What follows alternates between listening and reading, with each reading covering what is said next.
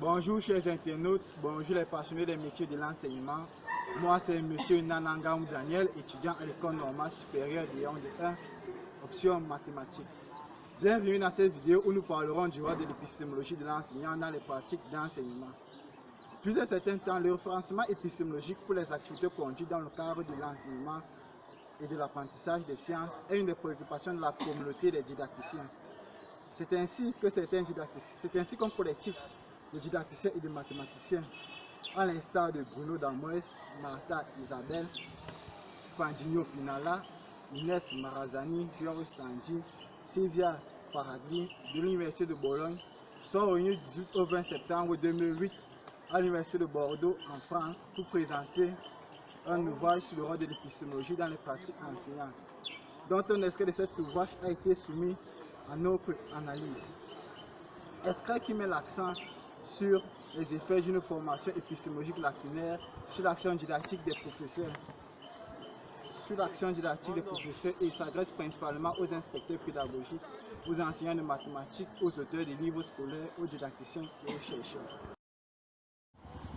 De l'article faisant l'objet de notre étude, il en ressort que le terme conception épistémologique fait référence aux notions de conviction, de conception, de savoir et de connaissance. Il est donc important d'analyser l'impact de celle-ci sur l'enseignant et sur ses pratiques. Plus encore, l'épistémologie scolaire influe sur les programmes scolaires dans la mesure où elle influence profondément le choix des savoirs à enseigner, la méthodologie à adopter, les modèles d'apprentissage sur la base desquels l'enseignement doit être organisé. De ce fait, l'enseignant peut être inconsciemment poussé à mettre en place des pratiques inadaptées, mettant ainsi l'apprenant en difficulté. En outre, l'évaluation qui fait aussi partie des pratiques enseignantes sera affectée par ces conceptions et conduit à ce que Bourdieu a qualifié d'effets, parmi lesquels la sous-évaluation des apprenants, l'allongement illimité des temps d'enseignement, la redéfinition de l'enseignement, la fragmentation du savoir, la concentration sur les savoirs de bas niveau taxonomique, et enfin des conséquences sociales démontrées par des demandes réintégrées d'alléger les programmes pour le nombre d'objectifs de part des enseignants. Au vu de l'influence des conceptions épistémologiques sur les pratiques enseignantes, les auteurs ont analysé tour à tour les concepts de milieu et de situation didactique, d'obstacles épistémologiques par rapport à l'obstacle épistémologique spontané, des enseignants et celui des contrats didactiques. Parlant du milieu, dans l'ouvrage, la théorie des situations nous fait savoir que l'art de l'enseignant consiste alors à établir une relation entre l'apprenant et le milieu, qui d'une part laisse une incertitude raisonnable que les connaissances du sujet doivent permettre de réduire et qui d'autre part permettent que cette réduction puisse effectivement se réaliser avec un degré d'incertitude limité du point de vue de l'enseignant.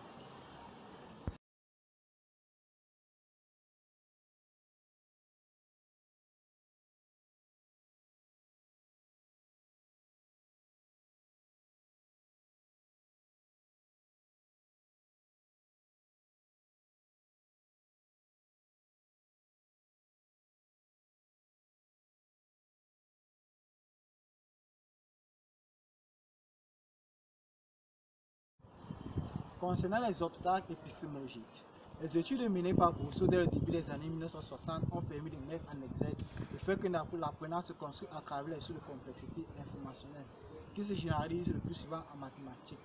En effet, concrètement à ce qu'a avancé Gaston Bernard, au vu des règles de calcul inhérentes à l'ensemble des entiers naturels qui ne s'appliquent pas toujours dans celui des nombres rationnels, présentant donc un obstacle épistémologique.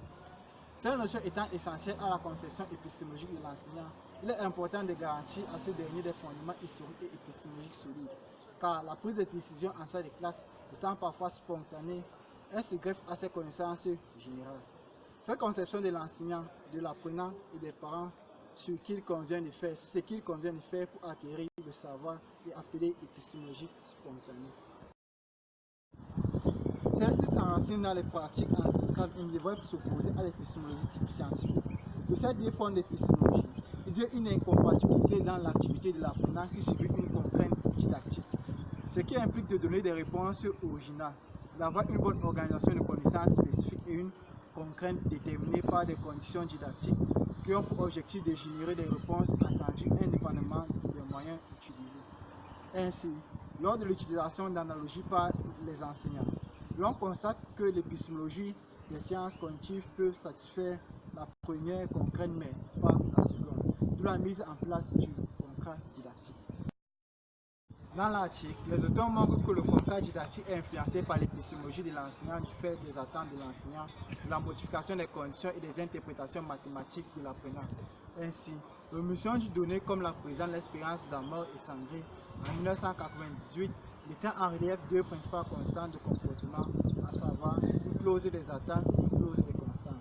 Dans cet ordre d'idées, l'expérience menée sur les sujets des classes de 5e montre que plus d'un tiers des élèves fournissent une réponse à un problème impossible à résoudre du fait du contrat didactique dicté ici par une représentation stricte, inefficace et nuisible des mathématiques au détriment de la raison. À la fin du document, les auteurs nous présentent quelques convictions erronées des enseignants.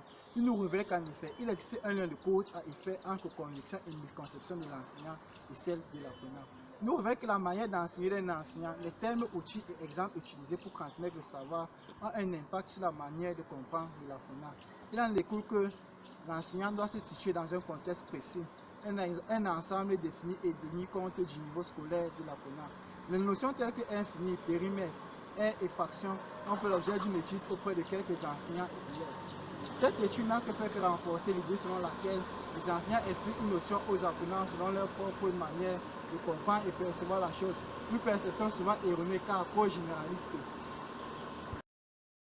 En outre, les auteurs nous invitent à éviter de donner immédiatement les définitions et concepts personnels à l'étudiant afin de lui donner la possibilité d'aboutir à la conception du concept la plus large possible.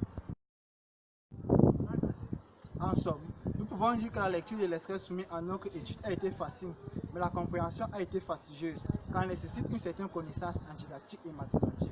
En plus, pour une meilleure compréhension, on a besoin de compléter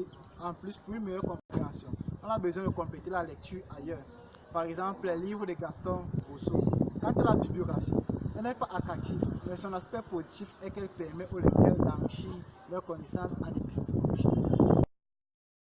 Après une lecture minutieuse et laborieuse, nous pouvons affirmer que les ambitions des auteurs ont été atteintes, car ils ont su montrer par des exemples et faits concrets et précis les effets d'une formation épistémologique lacunaire sur l'action didactique des professeurs.